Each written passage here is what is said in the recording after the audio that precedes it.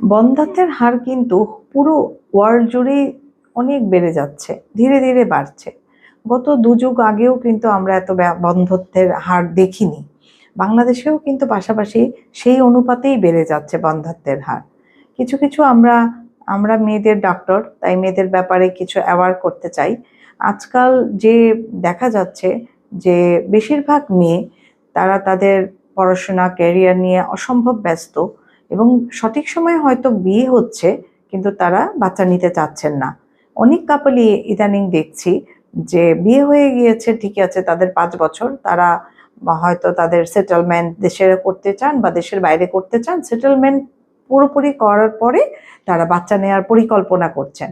তাতে আসলে বন্ধ্যাত্বের হার কিন্তু দিনে দিনে বাড়ছেই। আমাদের এনভায়রনমেন্টাল, ফিজিক্যাল সব কিছু মিলিয়েই কিন্তু দিনে দিনে আমাদের ওভারির যে রিজার্ভ, কোয়ালিটি, কোয়ান্টিটি দিনে দিনে কিন্তু ডিক্লাইন করছে। এবং আপনি যখন 30-এর দিকে চলে যাবেন, আপনার কোয়ালিটি এবং কোয়ান্টিটি আস্তে আস্তে কমতে থাকবে। এবং এর জন্যই আমরা বলবো, আপনার ক্যারিয়ারটার পাশাপাশি আপনি অবশ্যই অবশ্যই মা হওয়ার স্বপ্নটাকে ধরে রাখেন।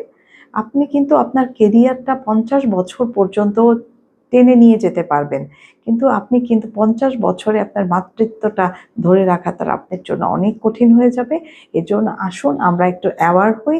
আমরা যারা একটু স্বাস্থ্য আমাদের মুটিয়ে গিয়েছে, আমরা নিজের স্বাস্থ্যকে নিয়ন্ত্রণে নিয়ে আসি, আমাদের খাদ্যাভ্যাস পরিবর্তন করি, এবং আমরা স্মোকিং জাতীয় জিনিস, যে ধরনের জিনিস আমাদের ওভুলেশনকে, আমাদের মাতৃত্বকে, হারকে কমিয়ে দিয়ে যাচ্ছে এবং বন্ধ্যাত্বের দিকে বাড়িয়ে নিয়ে যাচ্ছে, সেগুলোকে আমরা নিয়ন্ত্রণ করি এবং আমরা আমাদের পরিবারকে পরিকল্পিতভাবে এগিয়ে নিয়ে যাই। আমি বলবো যে আমরা 30 বছরের মধ্যে যদি 2টি সন্তান জন্ম দিতে পারি, এটাই সবচেয়ে আমাদের জন্য সুখকর এবং ভালো।